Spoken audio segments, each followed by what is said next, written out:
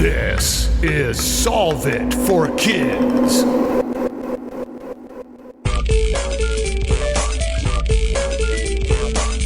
Hello, my amazing and curious friends. My name is Jennifer, the Dean of all things STEM and STEAM, and this is Solve It for Kids, the podcast that gives kids and families a peek inside the real world of scientists, engineers, and experts as they solve problems in their jobs using creativity, cooperation, and critical thinking. And now please welcome to the show my podcast partner, Galactic Space Geek, Jeff Gagne. Hello, Jennifer, and hello, listeners. Jennifer and Jeff are still out on their summer break, but we have a best of episode for you today that is going to have animal lovers going crazy. Exactly. So what problem are we solving today? The best of studying animals.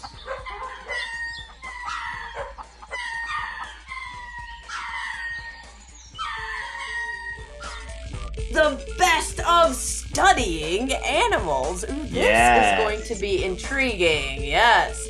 So we are going to have clips from episode 146, What Does a Primatologist Do? With Dr. Mireya Mayor. Episode 139 with Doug Wechsler, Why Would You Want to Follow a Column of Army Ants? I can't wait. I've listened to that, right? And I still don't know the answer to that. And then episode 110, How Do You Recognize Every Giraffe in the World? With Dr. Monica Bond. We hope you enjoy the clips.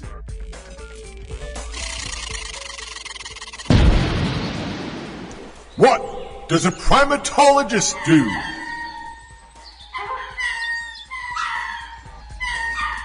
Ooh, what does a primatologist do? This is going to be a fantastic discussion.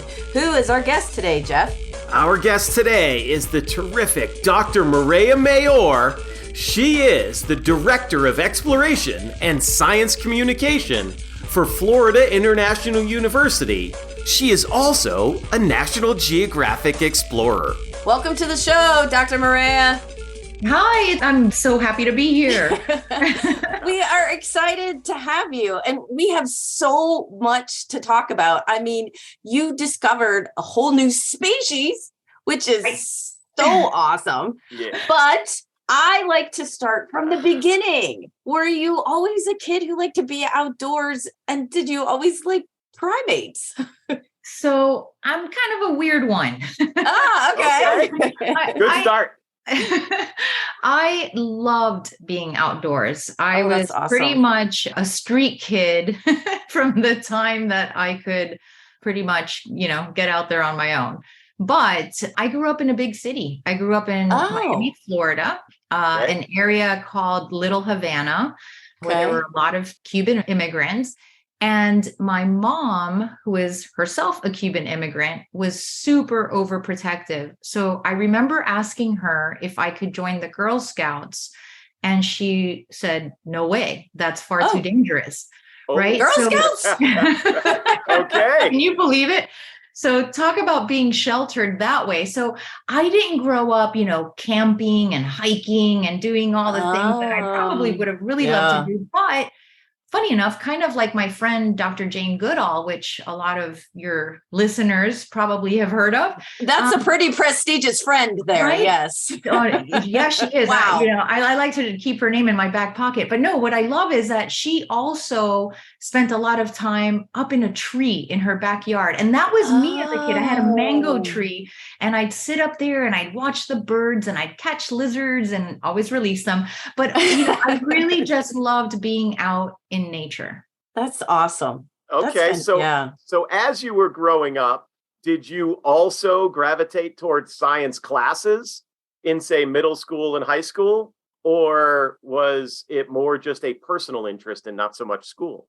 So I didn't view nature really connected to science. And the other thing that I didn't view was me, myself, as this overprotected, total girly girl as a scientist, because there weren't a lot of women scientists Yes. featured in my textbooks, and there weren't a lot of female science teachers. And so I'll be honest with you, I loved English, I loved art, I was interested in theater, all of these things that obviously, like, I thought at the time had nothing to do with science. What's interesting is when I got to college, I had to take a science requirement. Right. And I ended up choosing anthropology simply because it fit my schedule. No other reason. Wow. It just fit my schedule. Fit the schedule. And it was there that I discovered that my love of the outdoors and adventure and exploration, plus my love of animals, because I really was obsessed. I was an animal obsessed kid. I had lots of pets, dogs, cats, birds, fish, and a pet chicken named Margarita. I love that. But it was in that class that I saw people like Jane Goodall. I saw people like Diane Fossey and Brahudi Galdikas. And I suddenly had this, we'll call it an aha moment, where I realized that this is what I wanted to do for the rest of my life. That's fantastic. That's amazing. Yes. With a class that just fit into your schedule. Right. That's unbelievable. But what's amazing is that background, you know, the other passions I had, like, you know, English and literature. So I had strong writing skills. I was actually a pre-law student. So, you know, good way to set up arguments. Fit perfectly. Well, and I'm also, you know, daughter of a Cuban mom, so definitely know how to argue. There you go. But I didn't know then, which is, of course, what I know now, is that those skills would come in really handy because as a scientist, writing is a huge component. Yes. Because you have to write scientific grants and you have to sort of argue the position that what you're applying to do is a very important and worthwhile research that needs to be funded. And so all of these interests that I had leading up to that moment where I discovered science was my path. Wow. It all came together. That's fantastic. You know, because we've talked about it on the show before too. So I was in Girl Scouts and I did all those camping and all that kind of stuff. I know, right? But I don't now go out and camp like you do. So now I'm, you know, my campground is the nearest hotel kind of thing. So you don't hang a tent 14,000 feet up. You know, I do not. No, I do not. That is not on my to-do list. I heavily admire people that do that. But what I like is that you can find science, and that's kind of what we talk about on the show. You can find science kind of later in life, so to speak. You don't have to come to it.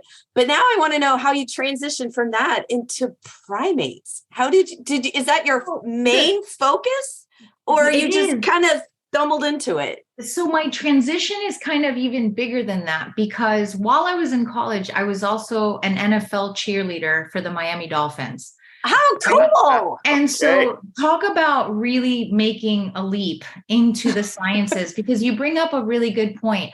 You can find science, or science can find you, basically at any point in life. And I think it was really intimidating thinking, oh, but all these other people have been doing, you know, really focused on science like their whole lives.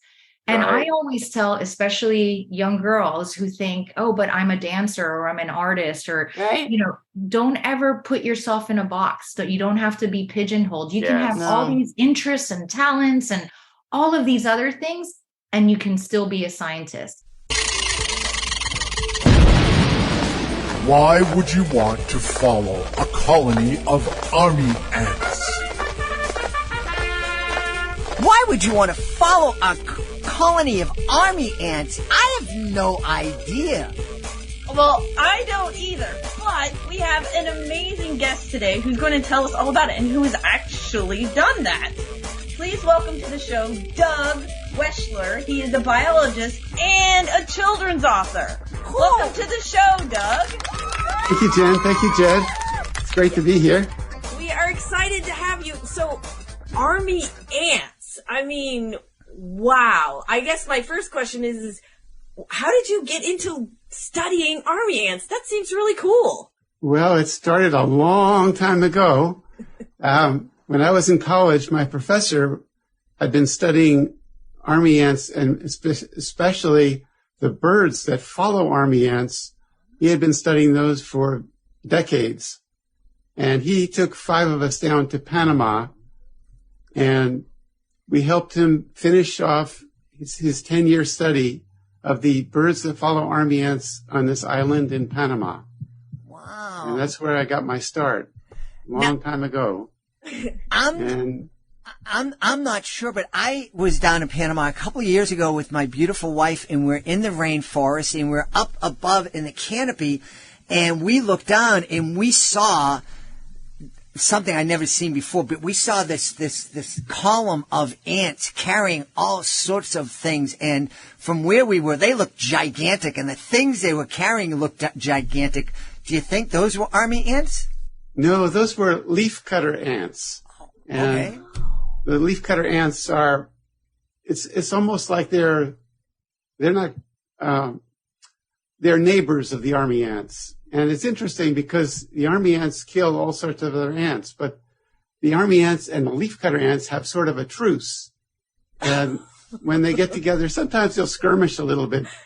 But even though each colony has hundreds of thousands or more members in it, they don't get into wars. Wow. Okay. So can you give us an idea? How big are these ants? So, okay. Imagine, get kids to imagine what in their head, what it looks, Right. they look like. So the army ants I'm talking about are one particular kind of army ant. There are about 150 kinds of army ants in the New World. And the one that's most people know about is the one that raids in these huge swarms above on the ground. So that ant doesn't have its own common name. It's called Eciton burchellii. Anyhow, the ants the small ones are 3 millimeters long, which is, about the size of a little bit smaller than a grain of rice. Oh, wow. And the big ones are half an inch long, 13 millimeters.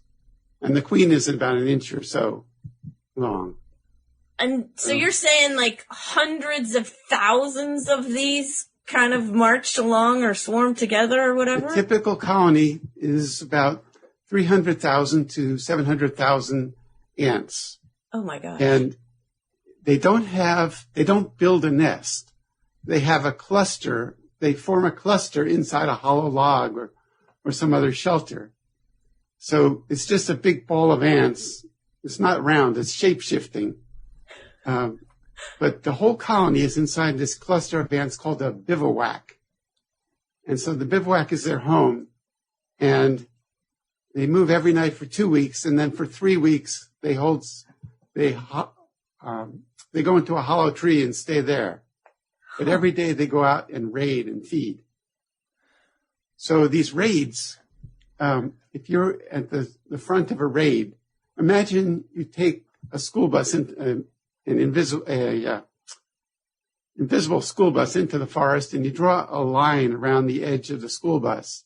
So it's about 40 feet long and 8 feet wide or whatever. And you throw up, take 30 cereal bowls of rice and throw it up in the air, and they land on the ground and scatter around in that school bus area. That's what the colony would look like when it's feeding, when it's raiding out in the forest. Oh my God. There are maybe up to 300,000 ants on the ground, searching for other insects and small arthropods. Wow, it's terrifying when you It sounds terrifying, but this is the cool part. And I brought my wife out into the forest one day in Peru, and we found a colony of army ants, and we're standing in front of it. They're coming towards us. And I told her, don't worry, just hold still. No. Just hold still and you'll be fine. So we're wearing rubber boots, and we hold still. The colony comes, and they come right up past to us. They climb a couple inches up our boot, but they don't climb any farther because we're holding still. And so if you know what you're doing, you can stay pretty safe from the army ants. I would not do that. Would you hold still, Jed? They'll crawl up your legs. I would sting you. I would try, but I don't think I'd be able to. I guess that's the next question. Are army ants dangerous to humans? Not normally. It's possible that somebody could be allergic to their stings.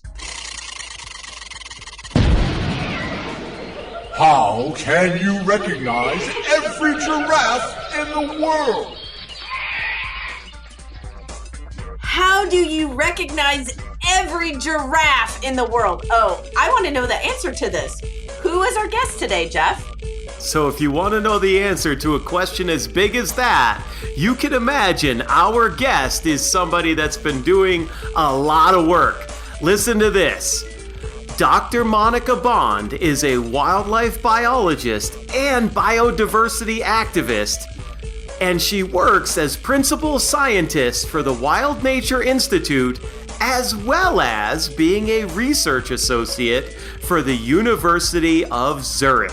How cool! Welcome to the show, Dr. Monica.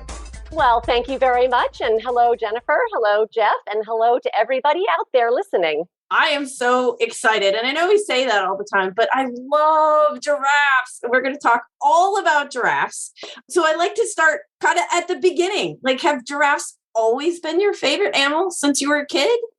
Well, I do have to say that I wouldn't say giraffes are my favorite. I absolutely love them and adore them. And they are definitely one of the best animals out there in the savannah. But I actually really love everything. I love all of wild nature, from the termites to the small things, all the way up to the big giraffes. And I'm a wildlife biologist, and I've actually done research on lots of different kinds of animals. I got my master's degree studying voles, which are they're related to lemmings. They're like little mice. Oh, yeah. And then I studied owls. And now I'm studying giraffes. Yeah, owls are pretty cool.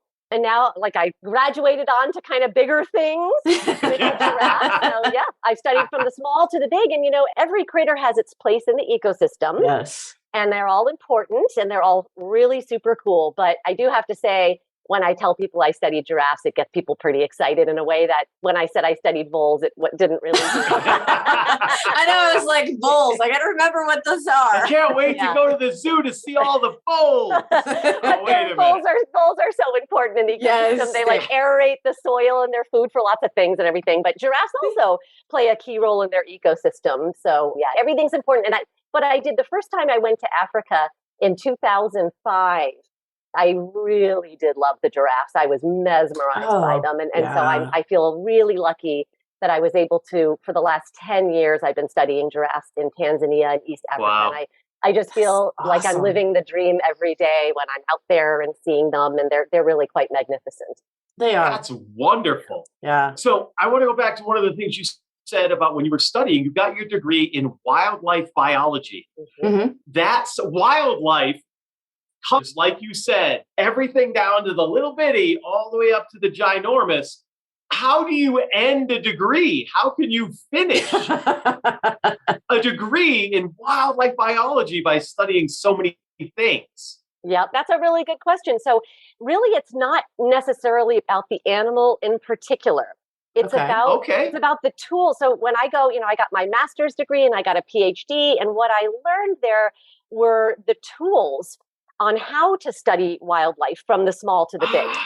So I learned things like I learned statistics. So I learned how to collect data, and then how to process the data. What do I do with the data? We go out and we count things, or we identify things, or we measure trees and things like this. And then what do you do with that? How do you learn things from it? How do you answer questions from it? So what you really learn in graduate school is in college all the way through your PhD is the tools that you need to answer key questions. And those can be used from, voles all the way to giraffes to answer questions of all sorts of types. So when you look at the animals for the wildlife biology, are you looking at them in particular environments and their effect on the environments and the ecosystems and all that kind of stuff? Absolutely. I think we can say we look at how they affect each other. So the relationships between individuals of the species, and then definitely how they affect the environment and how the environment affects them. Oh, which is probably really important these days, right? Absolutely. Because we have, as we say, it's a rapidly changing world. And that poses a lot of difficulties and challenges for wildlife. So part of what we do is try to learn what's causing these problems for them, and then how we can help these animals survive in a rapidly changing world. Okay. So you said for the last 10 years, you've been studying giraffes. I take that to mean you've learned a whole lot about them by now. And you already have a decade's worth of your own personal information. What can you tell us about the giraffe's place in the ecosystem? Okay, so let's start by saying, first, I stand on the shoulders of giants, and I don't mean giant giraffes, but I mean giant scientists, people who do research on giraffes. The first person to go formally study giraffes in the wild was a woman named Anne Innes Dagg. And she went in the late 1950s. She went to South Africa and was the first person to really methodically record data about giraffes. So there's a movie about her. They made a movie about her called The Woman Who Loves Giraffes. And she's Canadian. And so she was really young, fresh out of college, and she really loved giraffes and really wanted to study them. But back in the 50s, it wasn't so common for women to do this. And so she was writing to people in Africa saying, I would like to come over there and do some field research. And she would sign her letters, Anne Dagg, and she would inevitably get a response back saying, sorry, you're a woman. We can't allow that. So she wrote letters and then signed her name A. Dagg. So they didn't know her name was Anne. And they didn't know she was so somebody responded and said, sure, come on over and come study our giraffes at our reserve in South Africa. And right before she left, she wrote and said, well, I'm actually a woman. And he said, whoa, you can't come. But she went anyway. She went anyway. She showed up. And it was the beginning of a lifelong friendship. She did great, really important work. She wrote books about giraffes. And to this day, I cite her papers in her research and in my research, this many That's decades fantastic. later. So I stand on the shoulders of those giants of people who've been studying giraffes before me. That is a lot of fun episodes, and I know have summer plans that involve some sort of a zoo, an aquarium, something that involves animals. So hopefully you listen to these full episodes and then want to learn more about these animals in the episodes, as well as the ones you experienced this summer. Absolutely. And so where can you find the rest of the episodes? Why? On our website, solveitforkids.com. And if you like the episodes or you want to share with us a cool animal that you got to meet or saw over the summer, don't forget to tag us on our social media. We are at KidsSolve at Facebook, Instagram, and Twitter. Until next time, Jen and Jeff are still on summer break from Solve It for Kids.